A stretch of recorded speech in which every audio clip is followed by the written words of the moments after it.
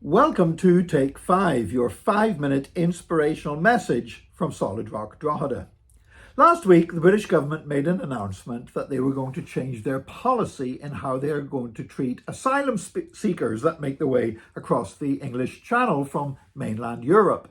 And instead of processing those asylum seekers in the UK, as has been happening until now, they're actually going to fly some of them out to Rwanda in Africa and basically make them stay there instead of in Britain. Now, the Archbishop of Canterbury, Justin Welby, he spoke out against this policy, and he said he was doing so on his Christian convictions and his Christian beliefs. Now, then the controversy took a strange turn because people began weighing in and getting upset. Nothing to do with the government's policy, but they began to get upset at the fact that the Archbishop of Canterbury should speak out as a Christian on government policies. And they said the church doesn't have that place of privilege anymore. He should shut up. How we treat asylum seekers has nothing to do with religion. And my answer to that is absolute nonsense. Of course, how we treat people is part of our religion. You know, the Bible has a lot to say about how we treat other people. It has a lot to say about how we treat the stranger and the foreigner among us. And whether you agree with the Archbishop or not, he has a right to speak out as a Christian. One of the groups that has been criticising him for daring to speak out is the National Secular Society in the UK, which I find very ironic indeed, because it appears that they don't actually understand how a secular society works. You see, we understand that we live in a secular society today. The day whenever the church set the rules for society and everybody had to do what the church told them to do, those days are long gone.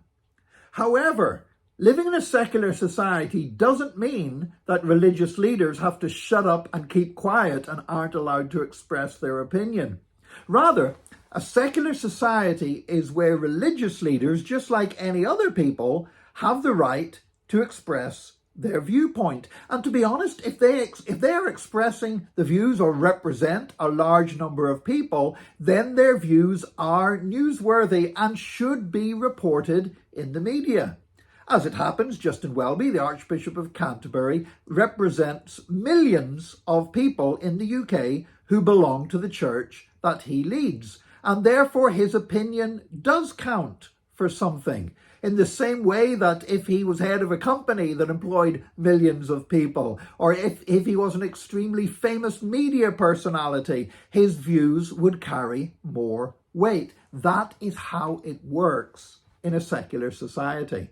I want to encourage you, as Christians, don't accept the idea that because we're in a secular society, we have to shut up and we don't have the right to say what we believe. We do have the right. And as Christians, our faith should inform us about how we view government policies and particularly how we treat the poor and the defenseless and the helpless. So the Archbishop of Canterbury is well within his rights in speaking out. And those that would try to silence him are showing a kind of intolerance that has no place in a secular society. And you would think the National Secular Society would understand that basic principle better than anybody, but apparently they don't. So today, be bold.